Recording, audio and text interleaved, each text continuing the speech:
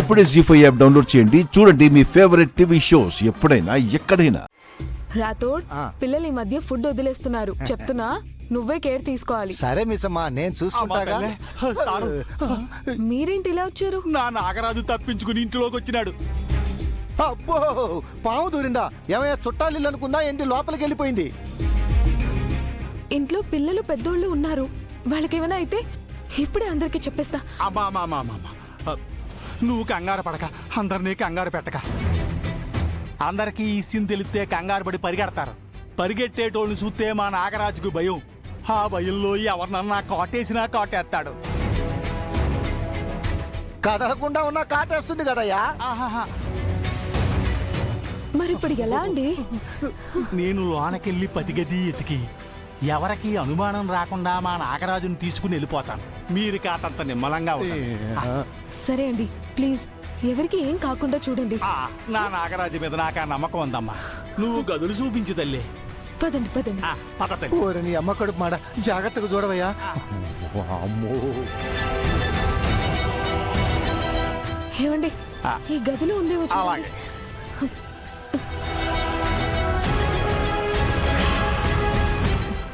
అమ్మో.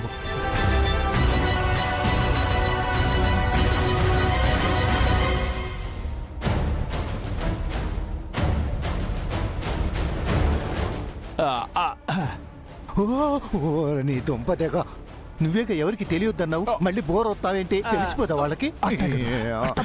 అబ్బా, మీరు ఆపండి. ముందు అది ఎక్కడుందో చూడండి. ఓరి నాయనో.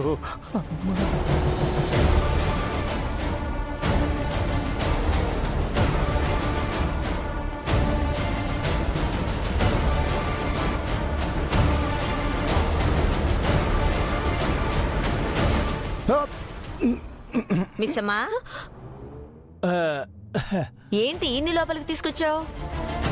అంటే అత్తయ్య, భోజనం పెట్టి పంపిద్దామని. ఆకలిగా ఉందమ్మా.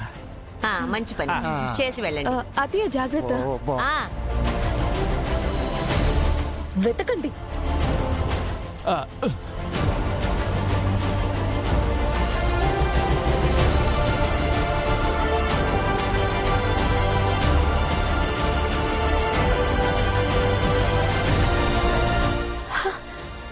మిస్సమ్మా, మిస్సమ్మా, పాము! మిస్సమ్మా, పాము ఇటు వెళ్ళిపోతుంది. అయ్యో, మిస్సమ్మా, పాము మన రూమ్ లోకి వెళ్ళిపోయింది.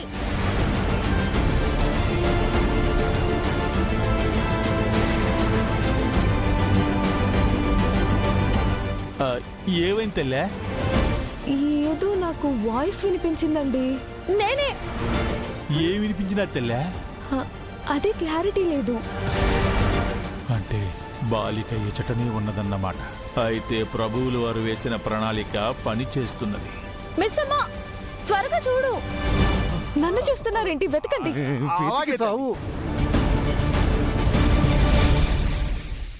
జీ5 యాప్ డౌన్లోడ్ చేసి అన్ని ఎపిసోడ్స్ పూర్తి ఉచితంగా చూడండి.